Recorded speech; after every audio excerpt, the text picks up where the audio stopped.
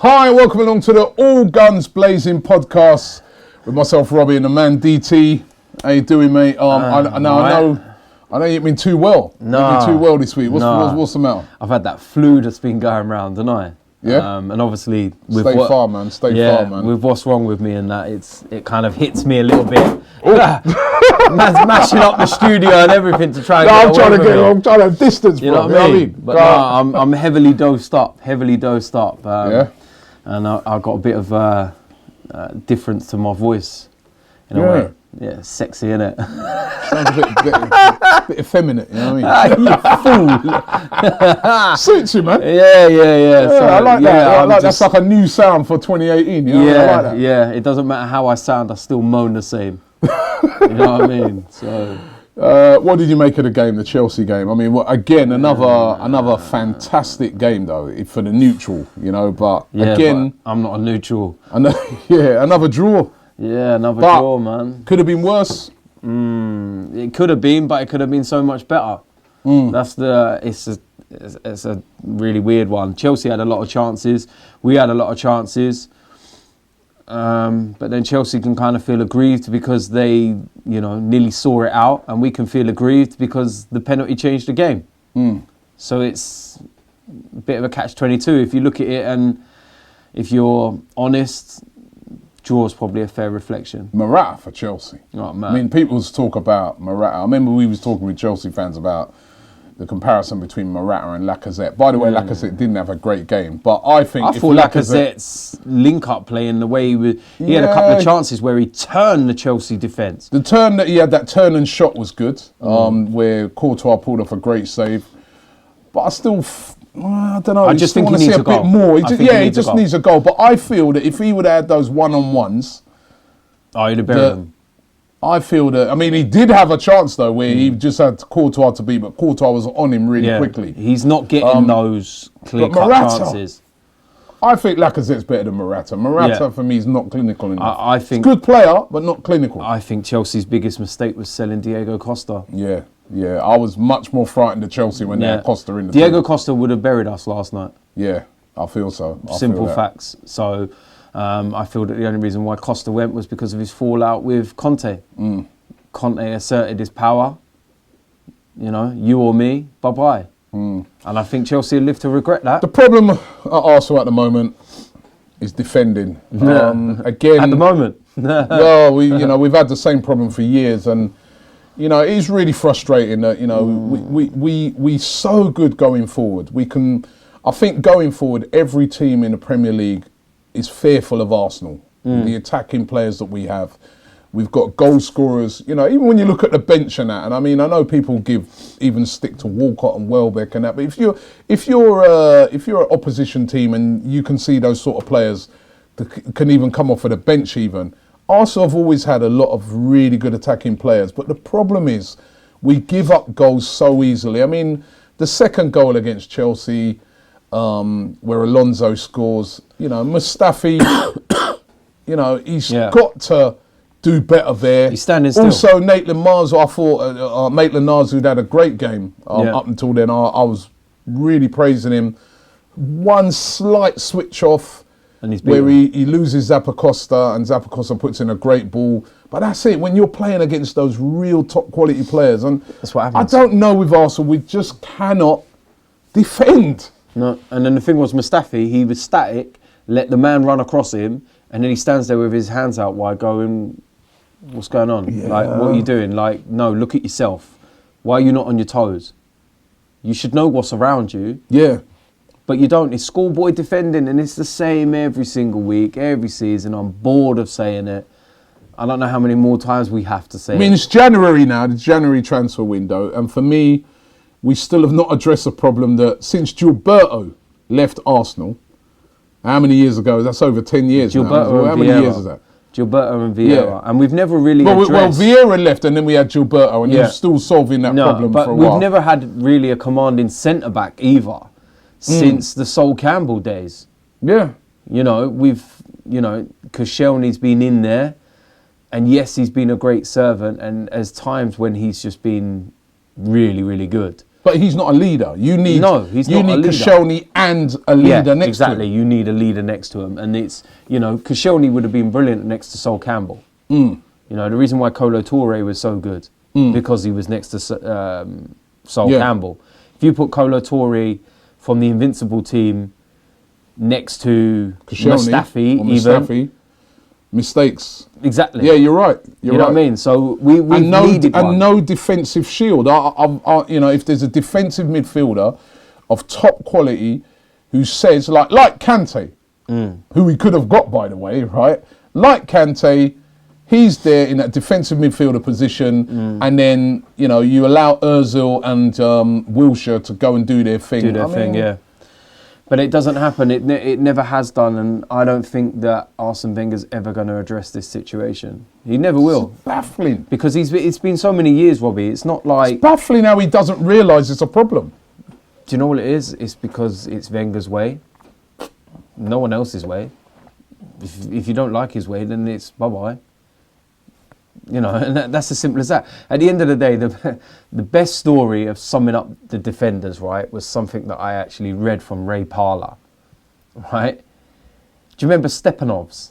Oh, yeah. Right, now Ray Parlour was telling me a story, yeah, that Stepanovs, if it wasn't funny, I would actually be so angry, but Stepanovs come for a trial in pre-season. And Bergkamp and Ray Parlour and Martin Keown and a few of them all thought, you know what, we're going to wind the boss up here and we're going to say to him oi boss, this guy is unbelievably good. Do you know what I mean? And it's like Arsene Wenger has then gone, Dennis Bergkamp says he's great, then fine. And the players wound him up in this training session and they said that he was awful. He was pony. Everyone could see it, but they thought, you know what, let's wind Arsene up and say, boss, he's all right, isn't he? You know what I mean? They said they all went away, pre-season's finished. Next thing, they go back to Colney and they're at their first training session and Stepanovs walked in. And what's going on here? Wenger signed him on the recommendation of Bergkamp and Parlour and all them. And they're like, oh my God, he goes. And then lo and behold, we have an injury crisis. We need a defender. We're playing Manchester United away. Well. Stepanovs gets thrown. No, not that. Stepanovs gets thrown in. We lose 6-1. 6-1, yeah. Oh. Yeah? And it's like, what? Can Wenger not see what everyone else does? You know what I mean? They all knew that he was shocking and they thought, let's just have a little bit of... And they didn't think nothing of it. But Wenger's gone away and not used his own judgment and what he saw in them training sessions and gone, he's shit. He's gone, all right, well, if the boys think he's all right, then let's get him in. And even Martin Keown was like, oh my God. But I also look at it and I look at our defence, right, and I say to myself, there's not bad defenders there, right? But are they... badly coached. Is it organised right? Because I look at other teams that we play against, right, and how they can defend. So let's look at a team like Burnley. I know most of their game is based around defence. But the way in which their defence is organised in comparison to ours, it's so difficult to score against them. You know what I mean? You're never really running in on Burnley, innit? You always either got your back to them or on the half turn. You never got the ball and run. But with us, time and time again, you see a player, he wins the ball and he's straight in. He's running through. But that's because there's no defensive shield. Do you know shield. what sums Arsenal up? We are the only team that can equalise in the 93rd minute and still nearly lose the game. Against Chelsea the other day, yeah. Everyone's celebrating, and then you look up and Morata's on one-on-one with the keeper. I know, it's mad. Do you know what I mean? It's and crazy. I'm sitting there, and I look at it as well. And do you know what this brings me back to? The conversation I had with Granit Xhaka. And what did Granit Xhaka say to me, right? That he was talking in regards to the Watford game. He said at 1-1, we knew we were playing poorly, all right? We knew that a draw was not a great result, but we were not going to win that game, all right? Let's get out of there with a point. Just get out of there. Game management. Shut up shop. Get out of there. But we didn't. There's no game management. Same as last night. I watched it. Bellerin scored, and then they're all rushing back like we're going to get the winner. It's like, hold on a minute. The penalty changed the game. We were flat as anything for the last 20 minutes. and Chelsea had gone into the lead. We look at that moment and we say, you know what? We've managed to dig out that goal and get the point. Let's go. Let's walk away from here with a point. Okay, let's just, get out of here with something. All right, it's not great. We wanted to win, but we haven't lost. We've dug it out. Cool. No. They all just sit there and it's like Harlem Globetrotters. But Let's go! Mind you, the thing is, you're on Granit Xhaka.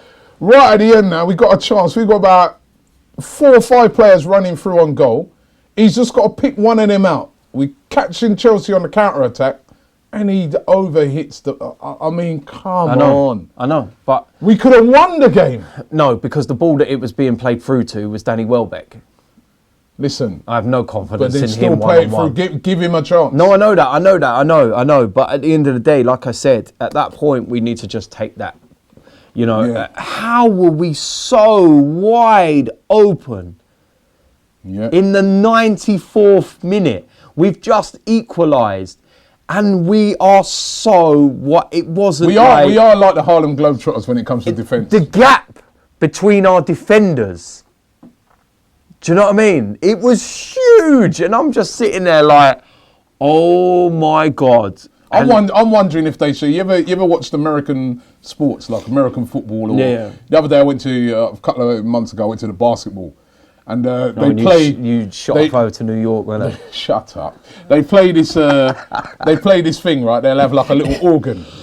The guy starts playing it, right? Yeah. And everyone starts going, defense. That's I'm wondering if that's ice hockey, isn't it? They do it in ice hockey, they do it in basketball. I'm wondering if we need to get something like that at Arsenal, right? So like every time we go forward and we lose the ball, the guy comes and goes, defense, and maybe that might trigger the players to realise that actually now we should be defending. Or maybe we could actually work on defending. Well, I mean, it's been and horrific. that's as simple as that. It's, Arsene Wenger. I've always said that Arsene Wenger's a lucky manager, right? And I've taken this to, if we never beat Hull in the FA Cup final, he was gone. In my opinion, he was gone. That was it. He would have walked away, done, finished. Go 2-0 down. Any other team but Hull City in a cup final, you're 2-0 down, you ain't pulling that back. If that was, last year Chelsea, for example, we wouldn't have won that game. We wouldn't have pulled that kind of result out. When we were going through the most toughest period last season, he ends up getting the luck of the draw. 2 non-league teams. What's your chances? And... Yeah, but even going right back, beat City and Chelsea to win it. But I'm saying at that point the players were on a different level, and you got to remember, I feel that we played Chelsea at the right time. They just won the league; they're totally switched off, and then they had this big period, and then they had that big period where they couldn't play and they couldn't get themselves up again, and they looked. For the double. I know, but they looked weary. They looked leggy. We played well in that fight. I know we played well, but I feel that again that was a good time to have played. That's not lucky. What I say about lucky is that when Arsene Wenger came to Arsenal, he had the defence that he had. Yes, he added what he had to with it, but he did have that great defence, but then he did also add Sol Campbell. No, I'm saying, but that was further down the line. He came in '98. Sol Campbell wasn't until, 4 years later or so. And let's be honest, would Arsene Wenger have got Sol Campbell if he was a free signing? If he hadn't been a free signing, maybe not, but he got him. No, I know he got him. He got him. But what I mean is that when he came to Arsenal, we had Seaman, we had Dixon, Adams, Keown, Winterburn, Bergkamp, Parler. We had a core side that was there. He added the flair to it. But listen, I hear that a lot of times, Lots of fans tell me that, right? And obviously I remember those days, I was there watching and we had a great defence. But to say that he then weren't able to build a good... I also remember the Invincible season, right? Sol Campbell, Lauren. How good was Lauren? Gilberto. So he knows... He used to know how to bring in proper good defensive players. But this is the thing. This is the thing. He Ashley Cole. One of our... Was again, that's somebody that... He was already at the club. So these were excellent defenders. He was already at the club. Yeah, but he brought him through. He brought Ashley Cole through to play. I don't think he had a choice at that time. I don't know. I just think, you can't just say that he's No, not I been can't able to- because the since then he's not had. He's not built a good defence, but he used to know what to do. The thing is, defensively. right? I think that the foundations were already there and laid out by George Graham. I think that they were already there, and he added that spark to it. I'm not denying what he added defensively, to it. you argue that, but how many of those defenders were in the Invincible team that he inherited? No, but So you can't see that because they're gone by then. At one time, he also knew to put good defenders in.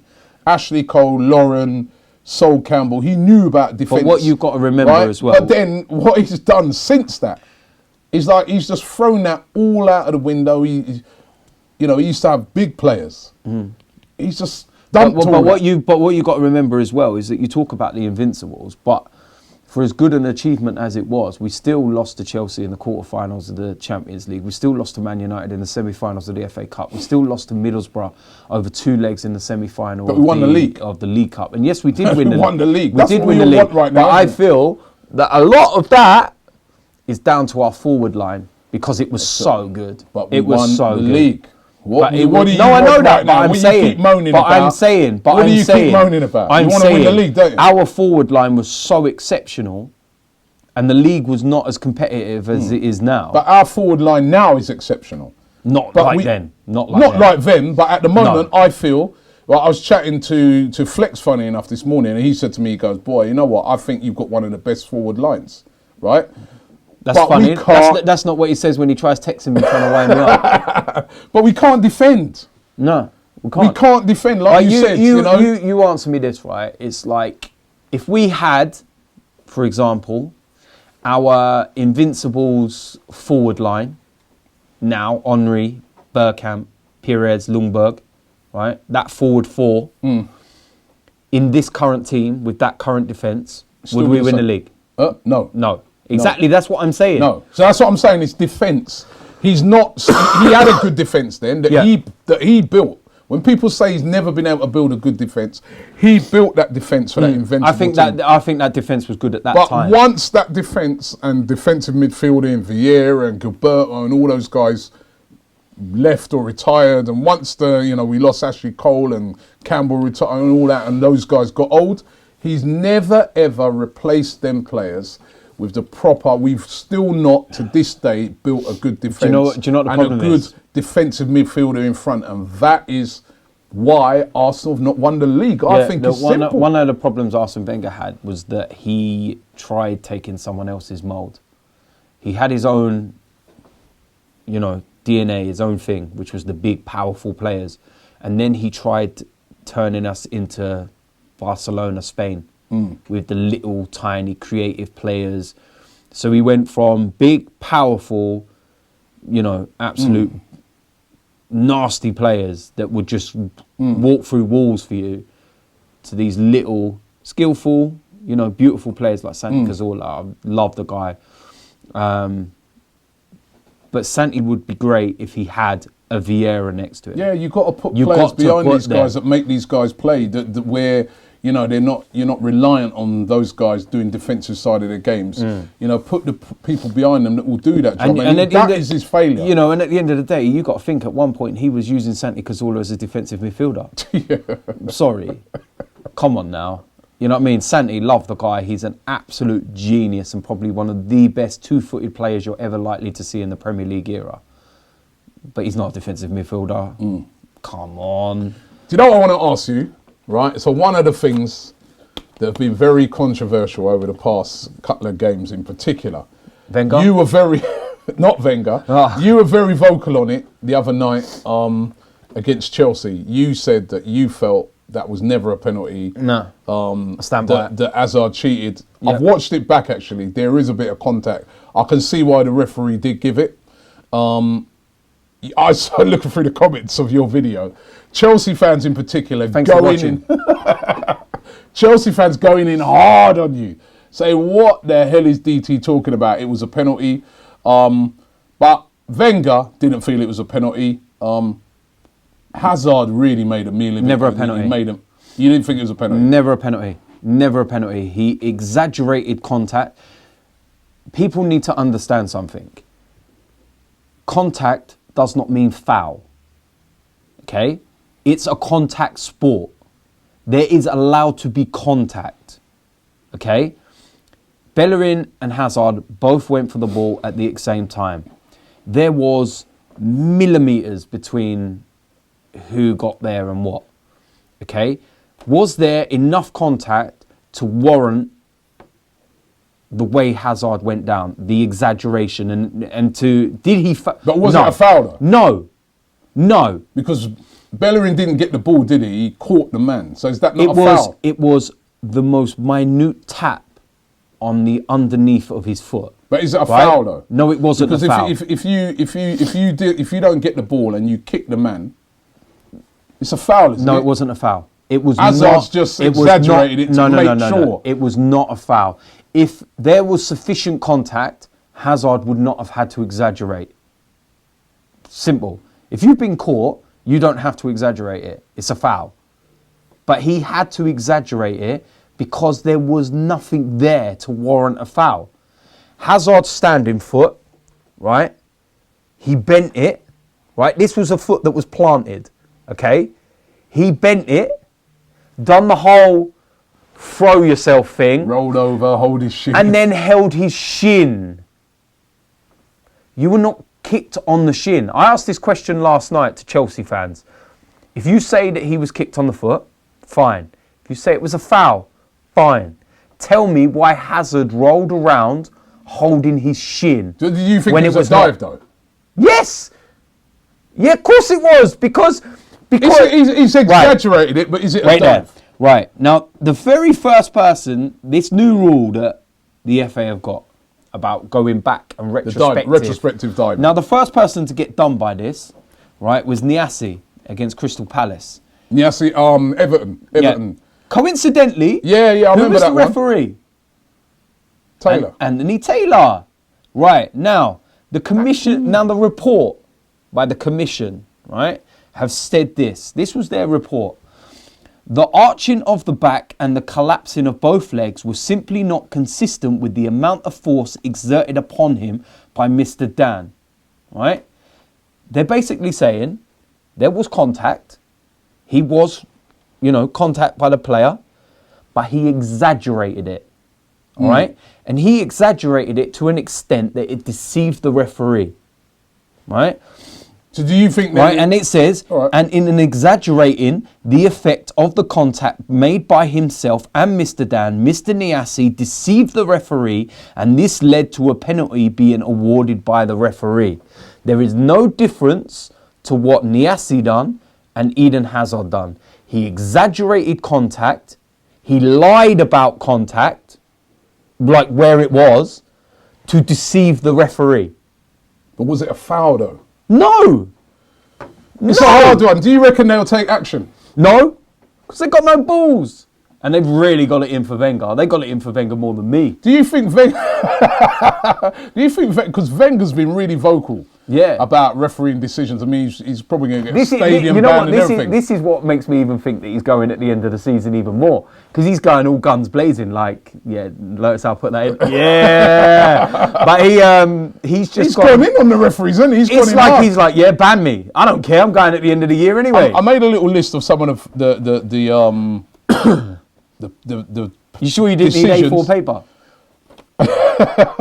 Listen, the main decisions that he's moaning about, right? So there's obviously the West Bromwich Albion handball. Never a penalty. I think universally everybody thinks Mike Dean. What was he doing? That was and that cost us. I know what Mike Dean was doing. He was making it all about him. That cost Arsenal big. And as much as I want Wenger out, and as much as I've got my thoughts and opinions on Wenger, the fact that the FA have punished Wenger and not Mike Dean sums them up. The FA is just full of dinosaurs, old men that are so out of touch with reality and the game as it is today. And until they rip the book up and start actually addressing the problems behind the scenes, the FA will still be the shambolic association that it always has been. Well, so that one, the handball at West Bromwich Albion, Man City away. Now, 2-1 down. We just got back in the game, scored a goal. We're on the ascendancy. Arsenal, even I spoke to City fans, they were nervous. But then they go at the other end and they get a goal to give them the third goal. I remember we spoke to Jack Wilshere, even he said, it was an offside goal. Listen. It wasn't just offside, that goal. It was miles offside. Yeah. The linesman, when you looked at it, he was right down the line. There was no one obstructing. No one obstructed him, and he still played it on. Now, if we go back Wenger was really unhappy about that one as well. If we go back to the Stoke game, right, and you look at the Lacazette offside, in real time, I can sit there and understand the linesman giving an offside, because it's like this. Millimeters. It's like so, and I know you meant to give the advantage to the attacker, which is why we're angry as fans. That's because why that it one should have. But you can sit there in that situation and say, you know what, I wouldn't like to be the linesman. I wouldn't like to have been the linesman in that position, because it's like this. The Man City one, you could have put an Eddie Stobart lorry in front of it. You know what I mean? In between that gap. It was massive. There's no excuse. There's no excuse. It's just simple. It's a terrible decision. Terrible officiating. Right, so that's another one he moaned about. He moaned about the Stoke one as well. The Lacazette goal that you think, I said, I gave my opinion on that. It wasn't offside in my opinion, but I understand why. But the Bellerin, Stoke one, Bellerin in the game got taken out. Clean out. And there was another two as well. There was three penalty decisions. I don't think there's any more contact you could see worse than that. No penalty. Wenger's very unhappy. Watford game, Richarlison, again, minimal contact for their penalty. It was a shoulder to shoulder. Yeah. There was nothing in it. I don't think that was a penalty. Absolutely nothing in it. Never. But again, another player turns into Tom Daly. Welbeck against Manchester United, cleaned out. Cleaned out in the box. And that as well. I know we were losing 3-1, but we get a penalty, score that. The injury time board hadn't gone up yet. That's 4 or 5 minutes of Man United panicking and thinking, whoa. Well, look at what time we scored, against Chelsea. 94th All hands minute. to the pump. So Lacazette against Southampton, cleaned out again. Mate, no penalty. That guy was later than you. What do you mean later than me? You are the latest guy I know. Later than Troops. I'm never late. Listen, you are you were late so today. late. It's unreal. You were late today. I have to. No one. I have to sit there. If I've got something booked with you at 12 or whatever, I have to say to you, be there at 11. Because then I know you're there at 12. You got the wrong man. And you were late today, by the way. 1 minute. For this podcast. 1 minute. 5 minutes. 1 minute. You're still late. Right now, the Lacazette one, he got cleaned out. You can now Wenger's been very, very vocal about the referees. Although we also shouldn't remember we've had a couple go for us. West Brom, they should have had a penalty. But then in the home game, we should have had a penalty as well. West Brom, they should have had a penalty. They should have had a penalty, but we should have had a penalty. But there are some... And Dawson, I think it was, should have been sent off. Second yellow. There are some big decisions that have gone against Wenger. You can see why he's upset. But then we have the West Brom one, the City one. We've had a few things going in our favour. But do you think he's right to come out and say what he said? Yeah. Or do you think that he should be looking on it like some fans are saying, listen, it evens itself out? Do you know what? Certain decisions, you got a right to come out. West Brom, come on. You got every right to come out. He should have gone into the changing rooms and punched Mike Dean in the face. You can't do that, by the way. Yeah, but I would have fully rated Wenger. You would have done. I'd have fully rated Wenger. I'd have been singing his name if he would have gone in there and punched Mike Dean up. Well, apparently he went in there and he was swearing at him and called him a cheat as well. Yeah, well, which is a thing that you can't do. What is it? The way they worded it, he questioned his integrity. Called him a cheat. So basically he went in there and called him a cheat. I hope he went in there and called him a bull prick. Do you know what I mean? But at the end of the day, listen, I'm fully behind Wenger on that one. He had every right to be aggrieved. Do you think referees are against Arsenal? That they favour... the Mike Dean one, if I'm being 100% honest, it felt to me, even on the day when I was at the game, it felt to me that Mike Dean looked at it and thought to himself, you know what? It's been a really close game. I'm bored. Arsenal have scored a goal, deflected in. They're lucky, aren't they? Actually, let me give West Brom something out of this, man. I mean, they're they're at the bottom of the league, man. A minute later, he didn't give a penalty to Welbeck. Yeah. I honestly felt that, listen, I don't think he's a cheat, but I think subconsciously in his mind he was like, this is not right, man. But if you think guys, that, they're at the bottom of the league, man. Robbie, let me give them something. But Robbie, if you think that, then that's cheating. It is, yeah. It is. It's cheating. I do think that. I do think that. I do think that subconsciously, because we are talking about human beings. You know, I think that he thought to himself, you know what? This is hard on West Brom. You know, within football, they say things like there's a goalkeepers union, there's a defensive union, a strikers union, where they all stick together and stuff. There's a referee. But Wenger's now pissed off the referee. Exactly. And then what happens last night? and the referee last night was bald.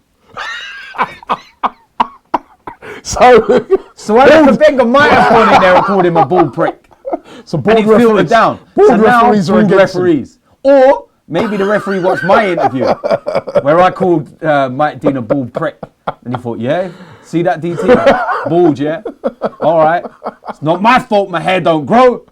You know what I mean? It's the bald union. It's the bald union. And I know there will be people on this podcast that in the comments are going, yeah, but DT wears a hat. He's bald. I'm bald. Listen, you're bald, man. Although there was that video of you with some hair back in the day. I had hair, but I'm bald. You know what I mean? I can still grow hair, but I prefer. But the thing is, yeah, there's videos of me. Go back to the Lotto video we did. Remember that one? Yeah. And everyone was in shock that I had hair. Do you know what I mean? It's a simple, because I like wearing hats. It's like, don't mean I'm bald. Just means I like wearing hats. Jesus Christ. And it's, nah, man. Is it time to bring in VAR, video assisted referee? They're going to trial it. In our game against Chelsea. In the game against Chelsea in the Carabao Cup, they're going to trial it there. They've been trialing it, I think it was in the under 21s or something like that during the summer. It's a difficult one because they've been using it in Italy. I've seen a couple where, there was one game I was watching where there was something happened in the box and they were appealing a penalty. The referee's wave play on. The other team's gone down the other end, scored a goal. And then the team's complaining, saying, no, hold on, ref, that was a penalty back there. He's then gone to watch the telly. He's had to rewind it all the way back, disallow the goal and give a penalty. That's where I think it gets a bit stupid. But then it's fair. But then that's where it gets a bit stupid. What about on offsides? I mean, if you had VAR in, right, the offside goal against Man City. Yeah, you can come back. There's not even a question that would have been given offside. But then it's down to the opinion of the referee at the time as well. You know, the referee could have looked back on the Hazard one last night and go, yeah, you know what, I'm happy with giving the penalty actually. Yeah, but why don't or he could have looked at it and said, you know what, yeah, he did exaggerate. Why don't they have a system like what they have in cricket, for instance, right? And so in cricket they have the video replay. So an umpire might give a player out, right? And then what it is, the captain of the other team or the batsman can say, you know what, he's allowed certain calls. And they do it in tennis as well. You're allowed a certain amount of calls during a game. So that means that you can't end up doing it for everything, just for certain things, right? So if you use it up, you can't, you've used up all your appeals. So then the batsman can say, well, I don't think I was out. I didn't touch it. Or I don't think the LB, I think they might have been missing. And so they appeal it. So then they go upstairs and they look at it, right? Now what they do, which I think this could be a way for football as well. What they do is when they look at it now, if it's so close that they really can't make their mind up, they then go back down to the umpire and they say, right, listen, we can't make our mind up, so your original decision stays. So for a situation with the Hazard thing, it'd be like, they'd be looking at it, if they can't make their mind up, whether it was exaggerated or not, whether this contact was enough, they then go back to the referee and say, listen, we can't decisively say either way, so we're going to stay with your decision. I think that's the way to go. But football is a game of high stakes. You know, that game against West Brom, those 2 points dropped now, especially after another 2 points dropped against Chelsea, in that race for trying to get into the top four, which is all that Arsenal can go for at the moment, is really cost Arsenal big time. If you would have had VAR for that decision, it would have been cleared up on the day. That would have been cleared up within seconds. Yeah. and nobody would be arguing about it. It's a bit like the goal line technology.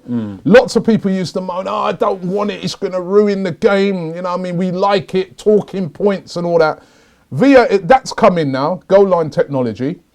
As soon as the referee blows his whistle, even when sometimes it don't look like he's crossed, nobody, I've noticed, even fans at the games, nobody will be arguing. No.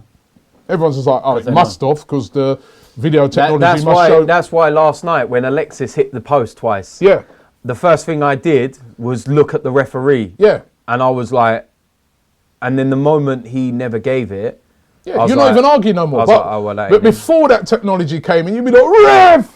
You know what I mean? Come on, that went over. And, until you got home on TV, watch it and thought, actually, let me delete those tweets. You know what I mean? So, I don't know why football we seem to have a snobbish attitude towards video technology.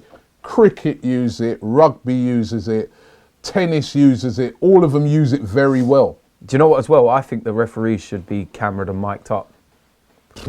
I reckon that they should, just like rugby, I reckon that you should be allowed, if you're watching it at home, you should be able to hear what goes on between the players and the referee and stuff. Because you look at things like... It'd be a lot of swearing. It'd be worse than one of your interviews here. There you go. But at the end of the day, it's, they're told, apparently the new rule is that, you've got to respect the referee. There is no swearing and this, that and the other. So... there shouldn't be a problem. But then you look at I know you still see players. But then look at what Petr Cech said. Look at what Petr Cech said after the West Brom thing. And he said that he went up to Mike Dean respectfully, asked him a question as to why, and Mike Dean booked him. Yeah, and was rude to him. Things like that would give us an insight into the way the referees are. Because a lot of them referees do parade around the pitch like there's something special. There's an arrogance about them. They used to say we had the best referees in the world. No chance. Do you know what referees are? Failed footballers. That's what they are. Come on. Failed footballers. It's a hard job. They were too shit. You said yourself. They were too shit to ever make it as footballers. Not real referees of Yes, they are. Come on. What they did was, when they were growing up, they were the ones, right? You know when you're in school and you have a captain on each side and you go... him. The referees now were the ones that were last. They were the ones where they're going, you know what? I'll play 10 against 9. I don't need him. Nah. Just leave him off there. They were the guys that used to walk round, with them kicker shoes on and toe punt everything in school. They were never good enough. No, I've seen and they loved the game. And they loved the game so much. They're like, how can I get into football somewhere? I've seen some referee. Guys. I even a few weeks before Christmas, I see a guy, my son, at the academy where he's at, and they were playing a game. I forget who they were playing, Charlton or something, and the referee was a young kid. He must have been about 16. And he was refereeing the game, and actually he come over saying he loves the channel. He actually said he likes you. So after that, you just slated off all referees. But he was asking, it's good. I go, would you like to become a Premier League referee? He said, yeah, I'd love to. That's my ambition, is to make it to become a Premier League referee. So he wasn't looking to play football, and I think he just wants to be a referee. No, but I'm saying the majority of them referees are failed footballers. I mean, I don't know if Mike Dean used to play football or something like that. Look at him, the way he runs, you can just tell man can't kick ball. Come on. It's a hard job though, it's a hard job refereeing. No man. It is a hard job. I'd love to do it. Imagine me running around the pitch. Just blinded. Shut your mouth, it's a foul. Shut up. Carry on and I'm going to send you off in a minute. You know what, I do feel, the Hazard thing the other night, I don't blame that. That's not the referee's fault. I'd have sent him off. But that's not the referee's fault, because the referee's got a split second. And if Hazard has exaggerated and rolling around and that, it's not. He's trying to con the referee. Yeah, but what I'm saying that's is, not the referee's fault. If the referee has seen it, then he's surely seen where he's been kicked. A split second. Surely he's been seen where it looks to the referee like he's been kicked, and the way he's gone down and that, the referee's like. Well, hold on a minute. Bellerin has came from behind, like a behind angle. There was contact. What are his boots? Has he got Aladdin's boots on? With a curl at the front so that he can bend his foot up and kick his shin and stuff. Behave yourself. He ain't wearing a lad in but what I'm saying is the referee has a split second. It looks like there's contact and Hazard's gone down and made a meal of it. That's not the referee's fault. That's the player. A lot of times it's these players now, Richarlison flying down under minimal contact. It's the players. They're all, and what I don't like is there's an acceptance of it now amongst players, amongst ex-players. I remember when I first used to watch football, it was scorned upon in this country. Everybody would be like, oh, he dived. Like, you know, look at that and you've gone down. You know what I mean? Players would want to kill other players for doing that. But now there's an acceptance of it. It's like, if you go in the box and there's contact, go down. I even, the other day, with that Welbeck one, I was saying, I even shouted out, I go, Welbeck, why are you on your feet? Go down.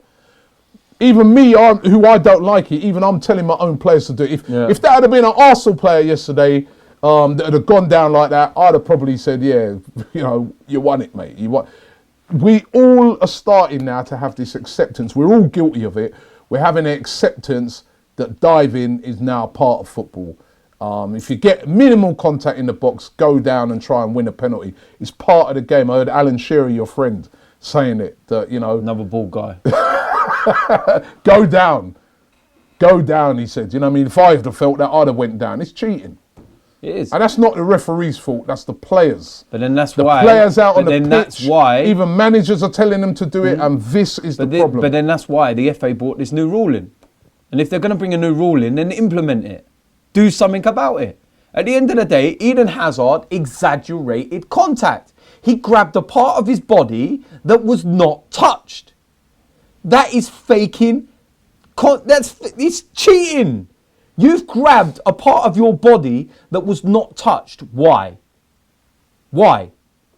To con the referee. Do you remember, I think it was in a World Cup years ago. Do you remember Rivaldo?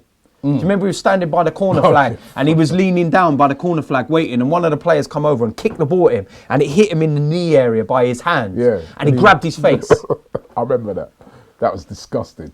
It's cheating. But it's a similar... It's the same, because you're grabbing a part of your body that has not been touched. If you had been kicked sufficiently enough, then what Hazard would have done, he would have sat there and he would have got... Nice trainers. And he would have gone and he would have but he would have grabbed his foot. If that's the area that he's been kicked, he would have grabbed his foot.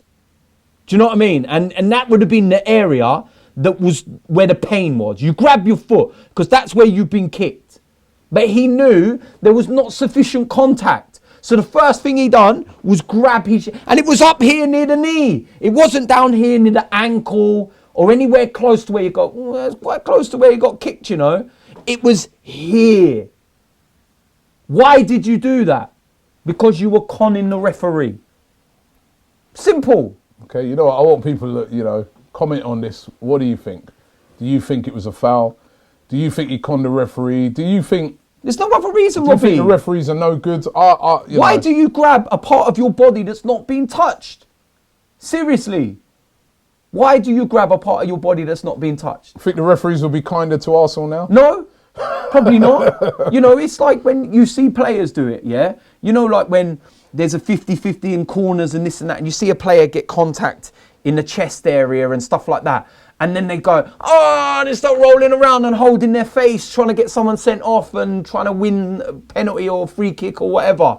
You're cheating. You're holding a part of your body that has not had any contact made with it. Why? Because you're deceiving the official. Like I said, if Eden Hazard had got kicked sufficiently enough to warrant his reaction of flailing himself in the air and like that, then the first thing he done would be kicking his foot, like holding his foot, because that was the area of where the contact was, on the bottom of his foot. But he didn't. He held up here. There was no contact there. None. All right, well, listen, there's a lot to debate today. And I really would love to hear from you guys in the comments of the video. DT, I didn't even wish you Happy New Year. Happy New Year. Yeah, we're into 2018. We're still unbeaten now. In 2018. Unbeaten in 2018. Ain't won a game yet, though. No, in 2018, right? But listen, it's a hot topic at the moment. Referees, are they any good? Arsenal's defence. Is that any good? No. Is this show any good? We'll be back next week. If you say it's so good, we'll be back hopefully. Don't forget... Even if you say it's crap, we'll be back next week. So True. Don't forget you can download this as well as a podcast. Also, I'd like to say that going into 2018, we've read loads of your comments and that. Lots of people saying, right, we want to see you guys get more guests on and that. We're working on that. We're working on some guests. So if you've got any guests in mind that you think would be brilliant to bring onto the podcast... and they don't have to be Arsenal related. They don't have to be Arsenal related. Let us know and we can get in contact with them and try and get them on the show. That's if they want to come on with him. Because a lot of them are like, I'd come on, Robbie, but it's the, you know that guy DT, I don't know. No, actually, no one said that. But yeah, if you... You're such a dick. Seriously. But no. So recommendations, listen, we'd love that as well. But listen, thanks for watching the All Guns Blazing podcast. I know we're well into January now, we're in the first week, but still wishing you guys a really happy new year, a real successful one. Thank you.